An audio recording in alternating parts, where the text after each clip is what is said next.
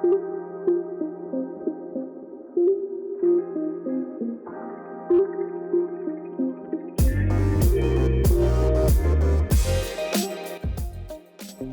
welcome to the Real Dream Podcast. I'm your host, Daily News. I'm back with my man Duke. Man, how you been? I'm good, man. How you?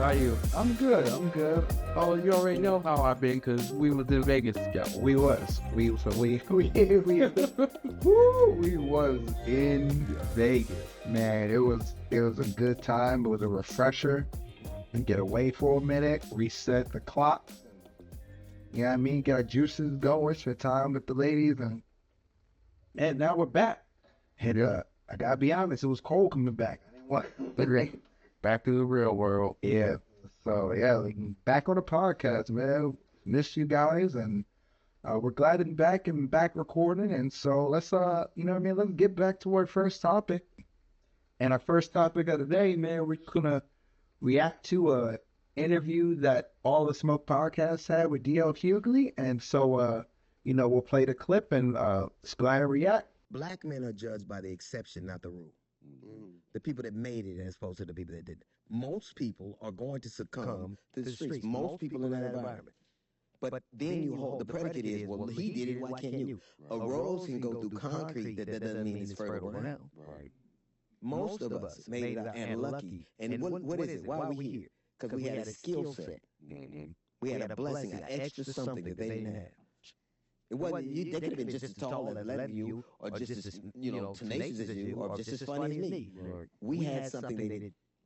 And now, the rest of our communities are judged by our gifts. Mm-hmm.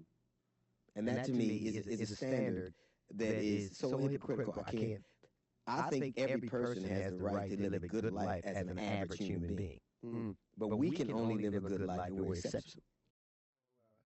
Yeah, let's get into it. You mind if I go first in the stand? Yeah.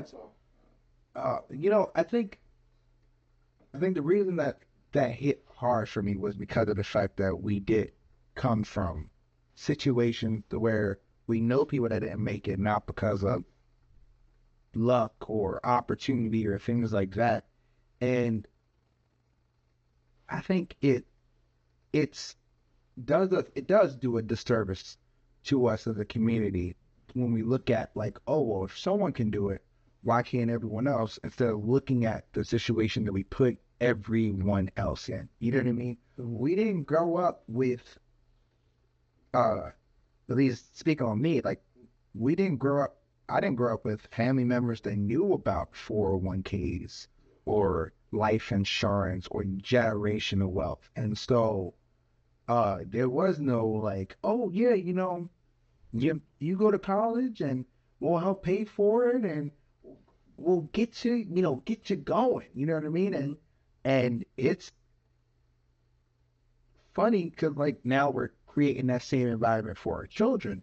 But like I look at like my friends and like the kids I grew up with in high school, and like they didn't have that. They don't have that. And they're in situations where I look at and compare ourselves, and I'm like, no, I'm in a way better situation to create opportunity for myself and my family. And it's not because of any great work that my family or anything has earned. It's becoming like a blessing or an opportunity that we were able to capitalize on. You know what I mean? We were able to get out of the bucket of crabs and get to a place where we can see things and learn and educate ourselves and really not be, I don't want to be held down, but I don't want to say held down, but be lifted up by the people around us and really embrace that opportunity. And I do believe that like it's a not general, I want to say there's people still in this world today that look at Black people that have made it, that are exceptional, that thrive in this world and say, oh, you're one of the good ones. And I don't think that's fair to the rest of our society, right? All right. The thing that I took the most from that is, and this is how I was raised by both my mother and my father, that you have to be extraordinary just to be ordinary. Just to get an ordinary life as a Black man, you have to be extraordinary at what you do for you to create an ordinary life, something that somebody else could already have. So I always took that with me. And I know when they were telling that to me, they didn't think I was listening. And later on in life, I told my folks, like, I know y'all, because y'all always used to tell me, you ain't listening. You ain't listening. I heard you. Yep. I heard you. I may not have looked like I was listening. Yeah. Because at the time, you know, I was what I was. But I always listened. And I've told them this before because I've gotten a chance to talk now that I'm older, a lot older. I've gotten a chance to talk to my folks to let them know that, hey, all the heartache and pain that y'all went through, the suffering that y'all went through, not knowing if I was going to make it through, and so on and so forth. I heard you. I heard you 100%. And every time I got to a point in my life to where it can either go left or it can go right, I heard you. And that allowed me to continue to go right instead of going left. I have classmates, I have friends that went left, unfortunately, and they like path, they like journey, but a completely different, separate route. I was lucky enough to where I heard what because I didn't, I listened, I should say. Could you hear what people say, but do you actually listen? Do you actually comprehend it? I actually listened to what they said. Again, at the time they was telling me that, they were probably worried like, he ain't listening. He's not listening, but I was. Yeah. And like I said, for me personally, every time I came into some sort of crossroads in my life, I was able to go the right way because of the foundation that they built. My folks came from a place that wasn't great. I was born in a place that wasn't great. But every time, one thing that my folks did was every time I got into a little bit of trouble or they see me possibly get into some trouble, we got to get up out of here. Right. We got to put you in a better environment because the environment does take precedent to what the environment that you grow in or grow up in, I should say, it does have an effect on you, and that could be positive or negative. And even if you're in a negative environment, does not mean that you have to be a negative person. You can still come out of that positive, because you can look at it and be like, okay, that's not what I want to do. I want to do something else. I want to get up out of here. I want to be successful. I want to create that generational wealth. Generational wealth is I'm being 100 with you, is a term I wasn't familiar with until the last several years or what have you. I'm like, that makes sense, Now that does not mean that my folks wasn't trying to get my mindset around that, but I wasn't hearing that. Right. When I was in my teens, 20s, even 30s, I wasn't hearing that, I'm old enough now to understand and realize that and fess up to that, because they tried.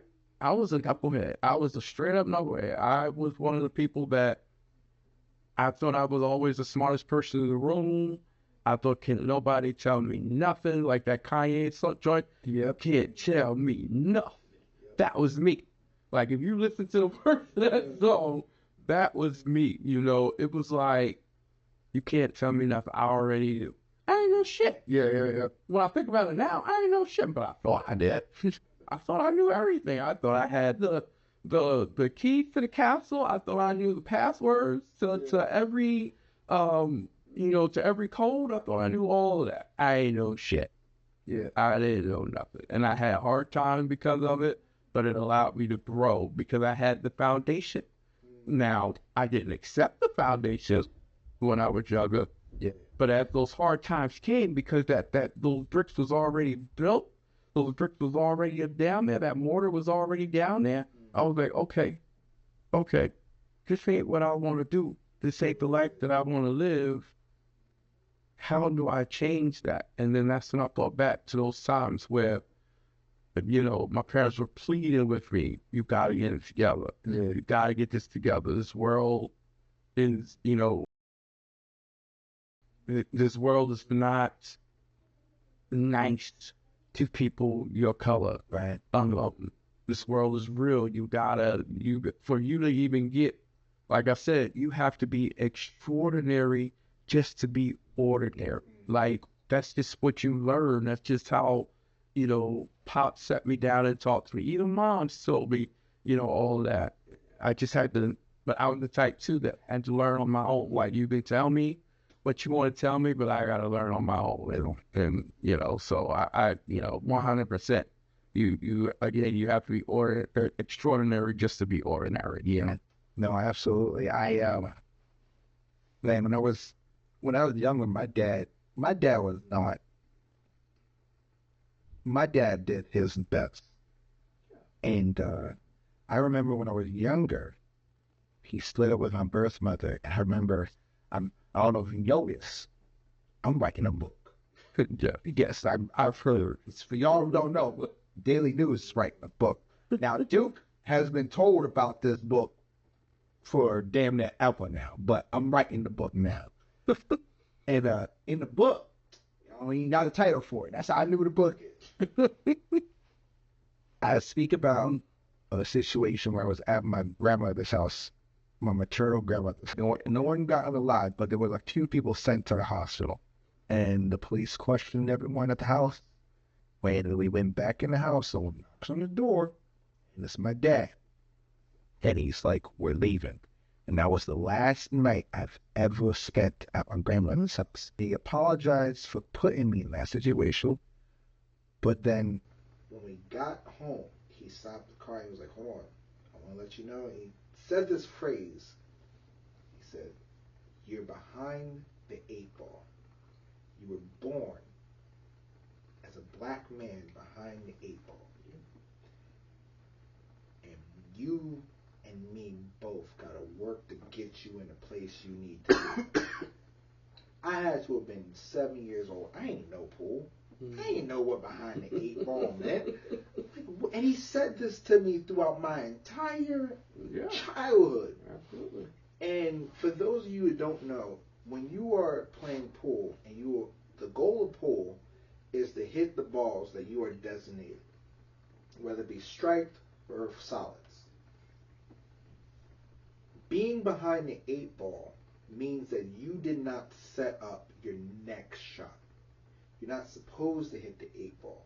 So now you have to work harder to get to where you are supposed to be.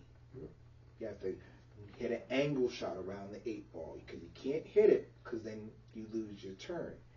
And he was and as I was an adult, he was essentially saying that the life that I've been born into made it that I had to work harder to get to where I needed to go. And man, it really, really resonated with me too much now as I got an adult, but that you had to work harder to get to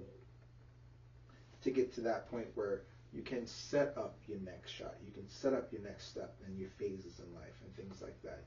And I'm finally in that place in my life, and man, I'm grateful for that. I wish I had played pool when I was younger, so I know that lesson earlier.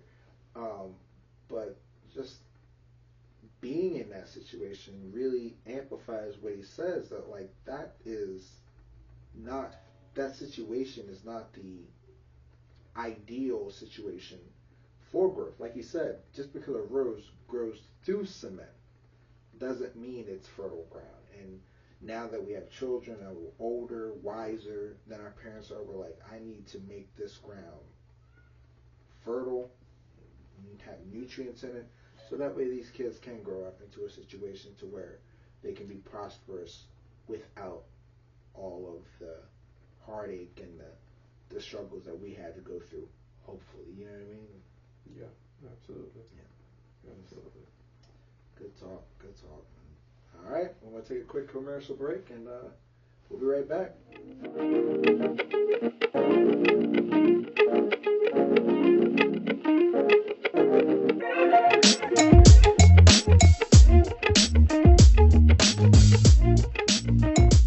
we're back to the Real Dream Podcast, and we're on to a second segment.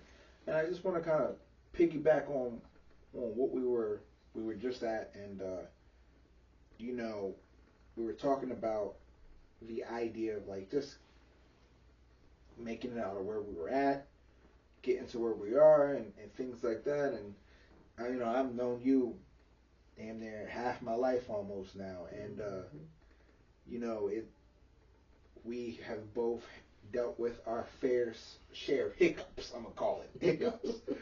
Um, Some self-inflicted. Oh, absolutely, absolutely, self-inflicted, and and I'm sure you guys have all dealt with it, as well.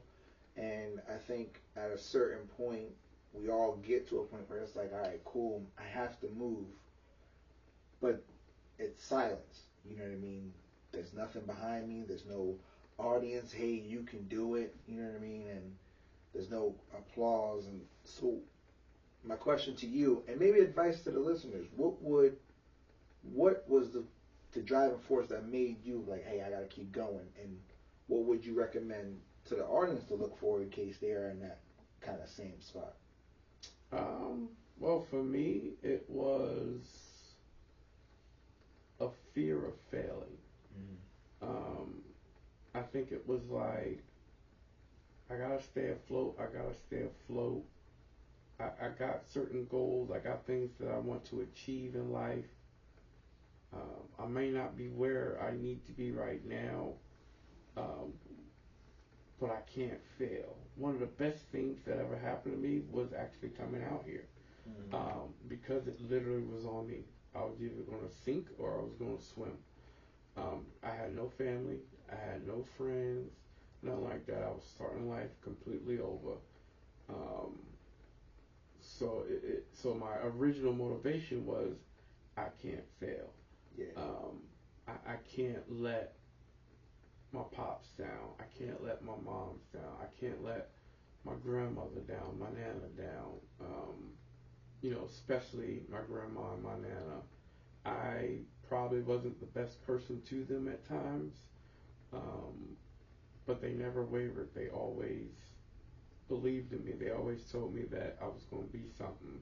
I was going to be somebody, even when I didn't deserve that praise. Yeah. So those nights that I was alone, especially when I moved out here, those nights that were cold, or those nights that I didn't know where I was going to get my next meal, or how I was going to do this, or how I was going to do that, I had to stay focused. I had to figure it out. I had to figure out a way. And then obviously later on in life, that became my children, and that's what I live for now. That's my primary uh, goal is, when I pass away, when people tell my children stories about me, they're positive. Yeah. They tell them how, your dad was there for me when I was at my lowest time in life. Even when he didn't have much, or he might have not been where he wanted to be, but he was always solid. He was always there. He was always somebody that I can count on. He never turned his back on me. When he gave his word, that meant something. I can believe the things that he said. Now, whether or not he accomplished them all, because I'm not going to sit here and pretend that I've accomplished everything that I wanted to accomplish, or um, I've done exactly what it is that I've said, but it wasn't for lack of trying. I always tried. So even if I did not get to where I needed to be, or be there 100% the way that person needed me to be, they still understood, because they knew that I tried my best to be there for them. Yeah. I didn't just, if I cut you off, it was a reason why I cut you off. It wasn't, you know, I pride myself on being a solid individual. Um, and so that matters to me, that people that actually know me, not the people that's on the side, the people that actually know me, know that I'm a solid individual, and I'll try everything that I could possibly do to try to help you out. Whether I'm in that position or not, I'm still going to try my best to do that. Yeah. So that's basically been, or is, my motivation to this day, because I'm still motivated to try to do those things. At first it was because I did not want to fail, and it might have even been a little bit wanting to prove some people wrong. Teachers that told me that I wasn't going to be shit. Um, I wanted to prove them wrong. You know, I wanted my folks to, I wanted my parents to be proud of what I had done, or what I had become, or what I did. And now I want my children to be proud that when they talk about their father, positive things. Obviously, they're not going to agree with everything that I did or have done or whatever, but for the most part, I want them to know that their dad was a solid individual. And when I'm long gone, the conversations that are had about me, I hope they're mostly positive. I know they're not going to all be positive, but I hope that for the most part they're positive. Yeah. So that's for me. That's my motivation. Oh man, again, my parents tried their best, but the situation that we were in, so many kids, there was a lot of responsibility put on me at a young age now. And my siblings didn't know that until I became an adult. Once I became an adult, I moved out. And I was, hey, listen, I got this girl I'm dating. She's pregnant. Um, I really feel for her. Yeah, good, good. It didn't end well. It did not go well. Like, I remember getting a call from my brother that was like, yo, we need you back. And my immediate motivation, like, and at this point in time, my whole motivation in life was to make sure, because of what they had been through, that my brothers and sisters were going to be okay. Yeah. And then now I'm like, I have to prioritize my own family.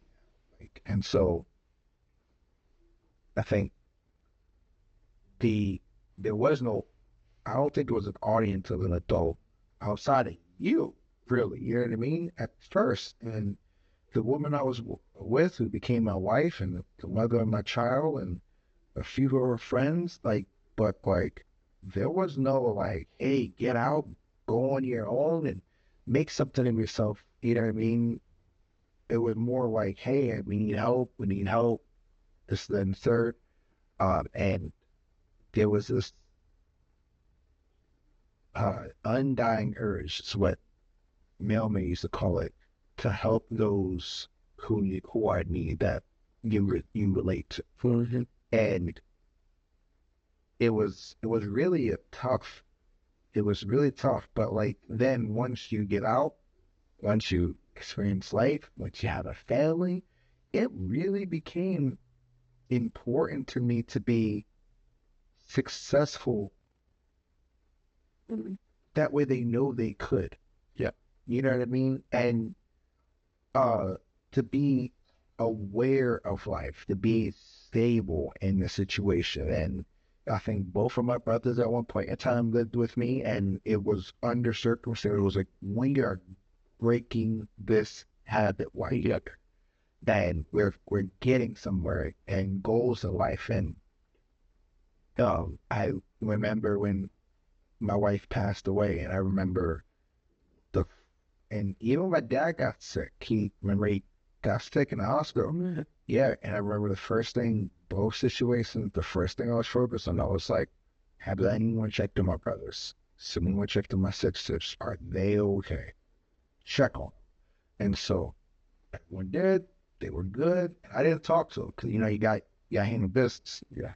And man, later on in life, I'm like looking at it, and I was talking to my brother, and he was like, "Yeah, I just want to, my knucklehead brother, And he's like, hey man, let me talk to you. I want to talk to you about something that was bugging me." I said, "Yeah." He was like, "I want to tell you how unstable everything was when you lost your wife." It's like, how, like, for me, like, not for everybody. We all didn't know if you were come out of it. Yeah. And at that point, you realize that your foundation is not only for your own individual family, but that stability, like that groundedness that you're creating for your kids and for you know what I mean, whatever, is also something that they're standing to. And it was like, yeah, you ain't got to show how you affect other people. Absolutely. And I didn't realize that until he told me that. He was like, I live 2,000 miles away, and I didn't feel safe because you were, I couldn't see you, couldn't see that rock that you had been my whole life. And so I was like, yeah, I was not good. I was not good on either of those situations. I mean, but I'm gonna pull myself together. I always knew that eventually. Like I had prepared for that.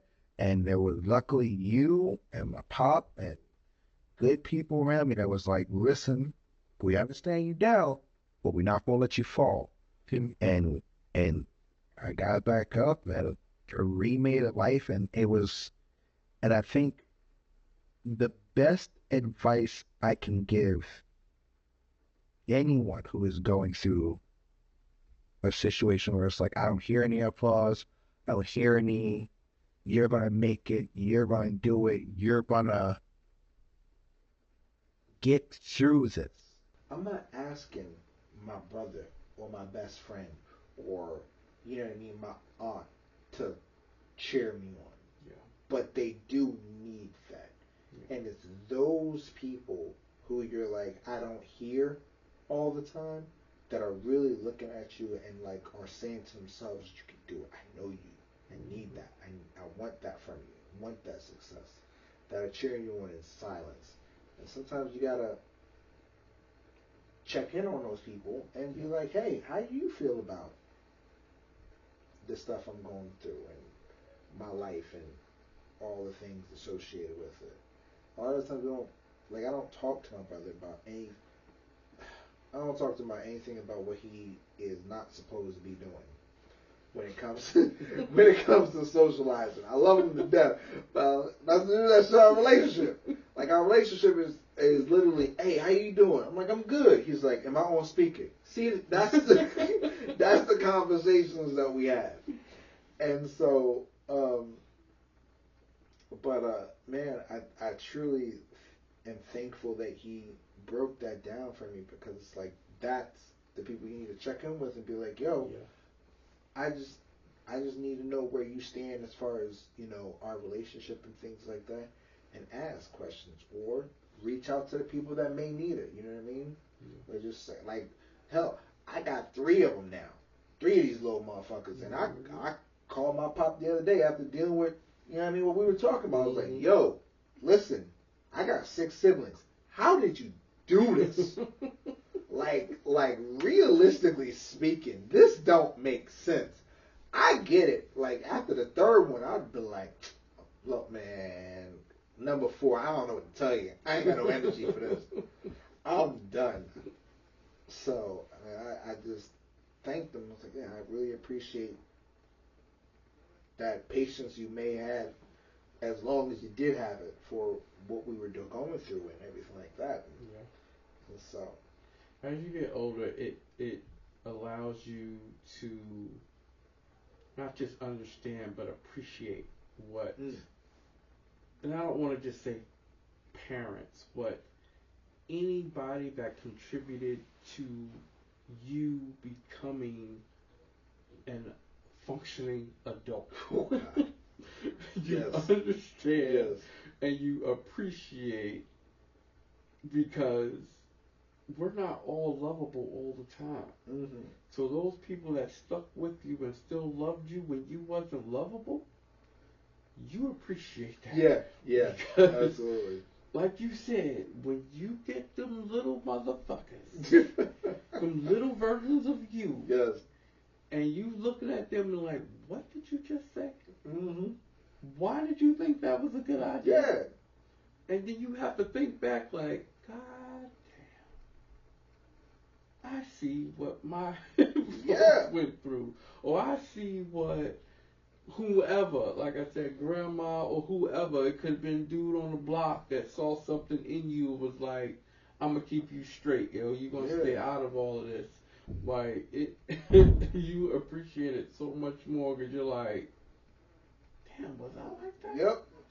And you were. Yeah. Like, I'm going to answer the question for you. You were. You were probably worse, actually. Yep. More than likely, you was worse. So it's like, it's, I don't know, man. Just, I know everybody that had to put up with me, because I'm not the easiest person to love sometimes. I understand that, and I know that. Mm-hmm. So everybody that still loved me through that, I appreciate you so much. Even to this day, even the people that come into my life now, that everybody has contributed, whether you are a blessing or a lesson, You have contributed in some way, shape, or form for me being the man that I am today. Somebody that I can look in the mirror and be like, okay, I came from something. I'm building something. I'm still building something. You know, I'm not in jail. I didn't get in big trouble. I got a little bit of trouble, but not big trouble. Yeah.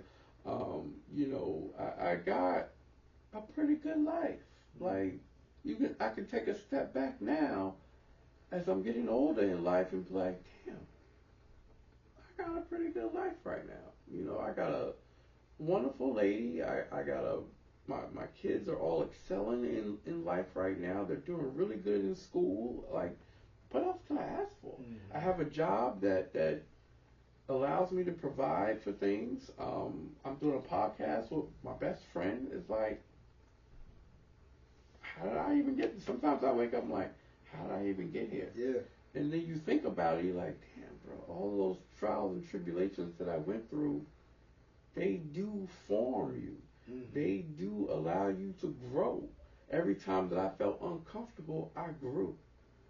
Every time that I felt at ease, I stayed still or dropped. So I know now and I understand that uncomfortability allows me to grow as a human being. And if I didn't go through those times where I was uncomfortable, I wouldn't be the man that I am today. Right. Somebody that not just I can be proud of, but my kids can be proud of. I can't stress how big that is for me, especially now, because y'all, I'm 2 years away from being 50.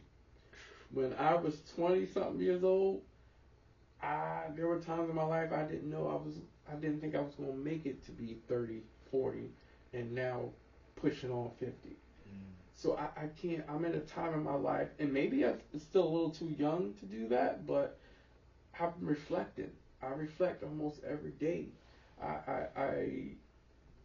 My legacy means more to me than anything else. Like, what I leave my kids mean more to me than anything else.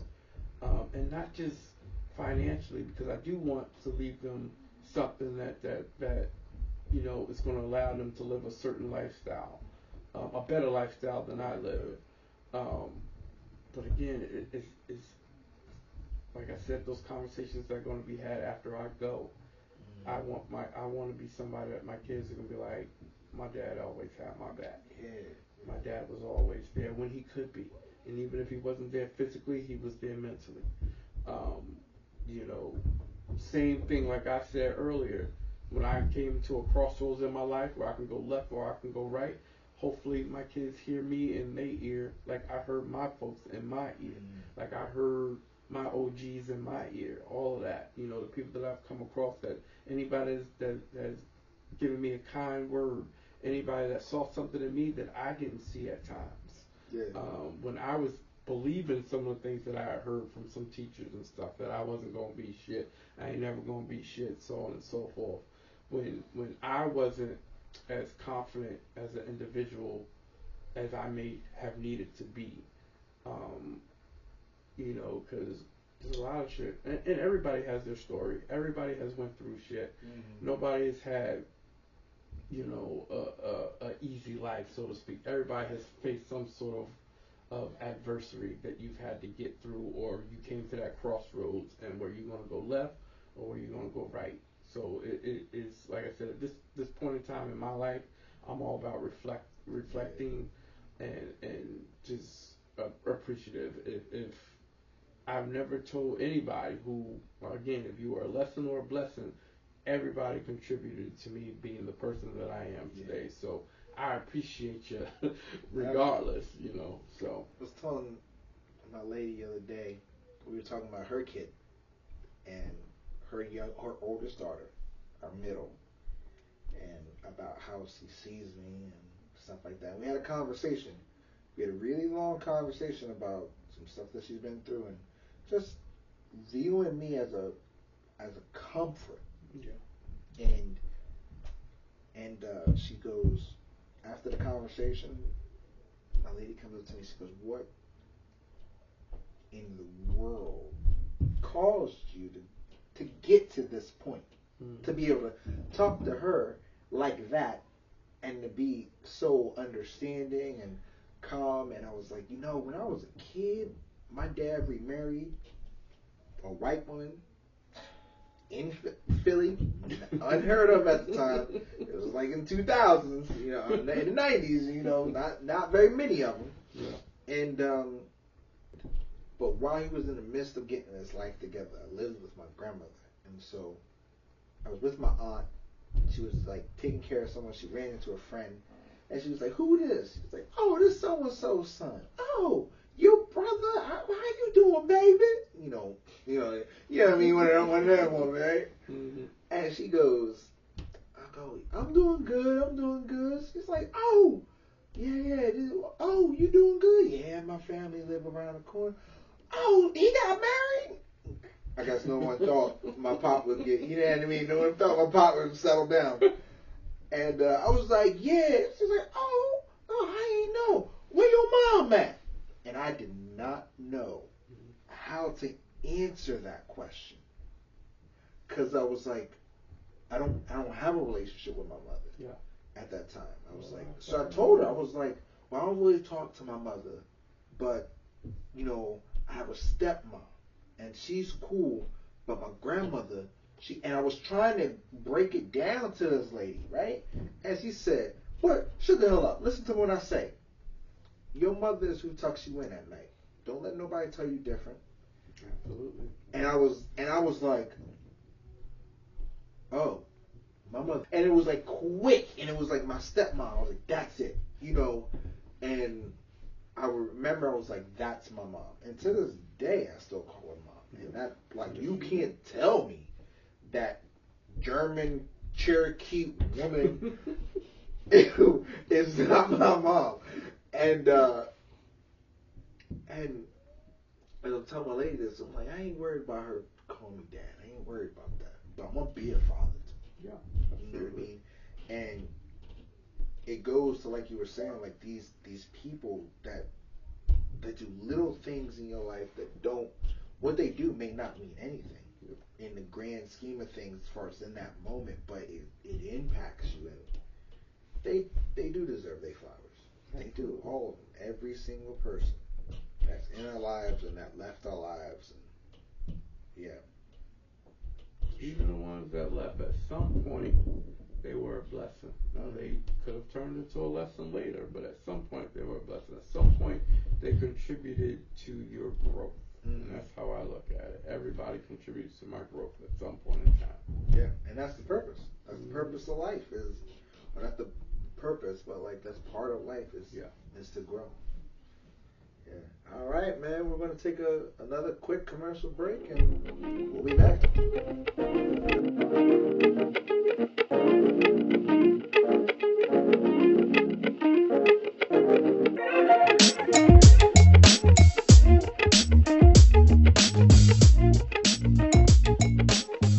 And we're back to the Real Dream Podcast. We're on to our third segment of the day, man, and we're talking about, am I the asshole? Yes.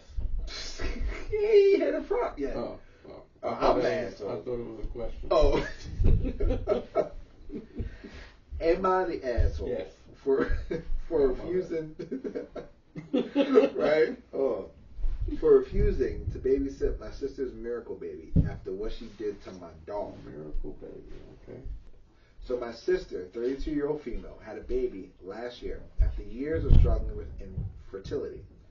We were all happy for her. She called her miracle baby, and honestly, I didn't mind the attention he got until things got weird. Doesn't explain it in here. Oh, because her sister had been trying. Oh, okay, yeah, I got you. Yeah. Okay. I don't know why that matters, but okay. No, you good. In context of the story. Right. I, 28-year-old female, have a golden retriever named Benny. He's 5, sweetest boy alive. Everyone in the family loves him. Even my sister used to until the baby came along. One time I brought Benny over when I visited. He stayed with his mat. He stayed on his mat, didn't bark or even move. The baby started crying, and my sister, when I think he's making the baby nervous, and asked me to put him outside in the middle of the winter. I said no, and left early. That was strike one. Next time I saw her, listen, strike one. I'm gonna go on a limb here and say that these are not black people. Go ahead. Okay. Let's I'm go just ahead, keep gonna go on a going. limb. Yeah. I'm gonna assume that these ain't blacks. Go ahead. Next time I saw her, she told me straight up she didn't want Benny around her son because he's a dog. I said, okay, whatever, and stopped bringing him. But I could tell something shifted.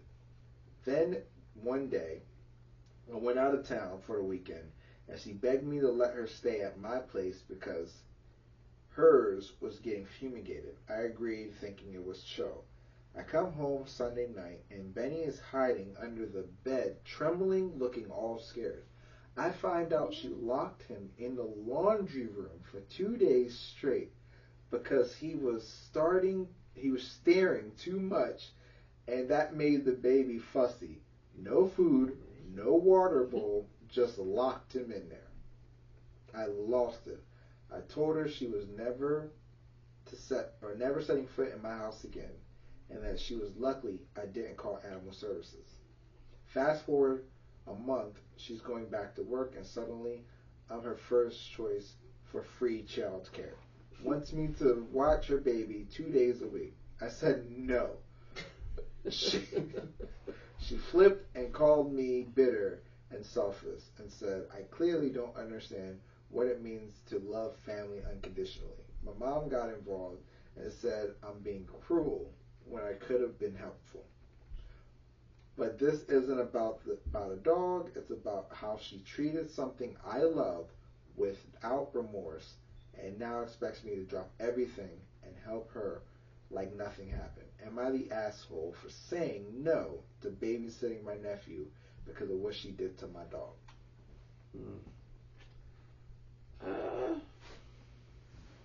You know what?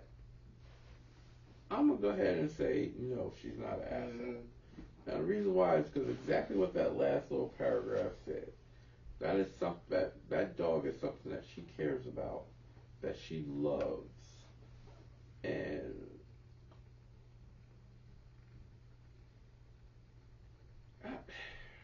it's tough. It's tough, but I'm gonna say, like I said, I'm gonna say no. She's not an asshole because that is something that dog is something that she loves, that she cares for, that she takes care of, and dogs usually are really good with kids. So I don't think the baby had anything to do with the dog acting the way it was acting. The dog probably felt a certain kind of way. Well, she said the dog was just staring at the baby on the mat, probably wanting to do anything. Probably. But the baby was really fussy good because it was a dog. Well, it ain't the dog's fault. Yeah. Right? That's not the dog's fault. So I don't think she's the asshole at all. I'm so glad that you gave a responsible, heartfelt opinion on this topic that was full of logic and reasonability. I'm not that person. Fuck them kids. Okay? Say it straight to the camera. Fuck them kids. Okay? Listen. As far as we're concerned, that's her baby. Benny is her baby. Exactly. And so I get your child may not like dogs, but to lock the dog up and abuse it for no food, like that's just cool. And you did it in her house. Exactly. Like there's so much shit wrong with that. But then ask her to be the babysitter. Yeah. I would be like, you know what? Yeah, I'll babysit your baby. My dog gonna lick all on your baby face. Yeah. Absolutely. All on your baby face. Absolutely. God forbid. Like I get it. Like you in that moment are comparing a child to a dog, and there is no comparison when it comes to that. Right. At the in the overall grand scheme of things. Right. At the same token, it's not about the dog. It's not about the baby. It's about your sister, who she is and what she values. Mm-hmm. And if you don't value that, you can't ask her for her help. Mm-hmm. She ain't asking you. If you would have been like, yeah, I'll stay at your house and fed the dog, and been fine, there'd have been no issues. Mm-hmm. The fact that you abused them and locked them up and didn't feed them, didn't water them, and tormented him for no good reason other than staring at a baby, which he is a dog. Dogs sometimes like babies. Yes. Most of the time. Yeah. Dogs love kids. It's not like he did anything wrong by biting, licking, and feeding the baby. He stared at the baby, and that was enough. Nope. She probably a first time parent too. You know it. Yep. And look. You can forget your niece, or your nephew will forgive you for not babysitting. You'll be fine. Mama can figure it out. And so, yeah. You're not the asshole. I hope Benny's okay. Me too. Yeah. Benny's probably a good boy. Yeah. And I hope the baby's okay too. I'm sure the baby or nephew's okay, doing good. His mama asshole though. Yeah, she the asshole. She's the asshole. Yeah. You right. 100%. You right. Shoot. I don't know, man. Listen, I hate these am I the asshole stories. I be like, you need to be the asshole. A lot of these people are like, I'm worried I'm going to hurt someone's feelings. I'm like, nah, I don't like that. Flip that switch. And the baby probably going to grow to love that dog. Absolutely. More than likely. Obviously, they're close. Gonna grow to love that dog. Obviously, they're close enough to where they like see each other a lot, and she brings the dog around, so there's going to be some bonding. And mom's not bringing the dog around the baby as it is, so of course it's going to bond with the pet. I don't know, man. Yeah, but no, I think we both have come to the consensus that no, we don't feel like you're an asshole. Nah, I think you good. Yep, I think your sister is the one in the wrong. Yep. And owe you some. And if Benny's hurt, she owe you some vet bills. But until then, she can pay for a babysitter. Figure that out. And so, until you get a thoughtful, heartfelt apology, then you can make your call after that. Agreed. Yep. So, all right. You got anything to say, or you want to tell the fans? Drink plenty of water and don't be an asshole. Mm-hmm. Don't be an asshole. Like her sister. Like her sister. Yeah. Absolutely. Until next time, from Duke and I, man, thank you for listening and watching us. And until then, until next time, keep dreaming.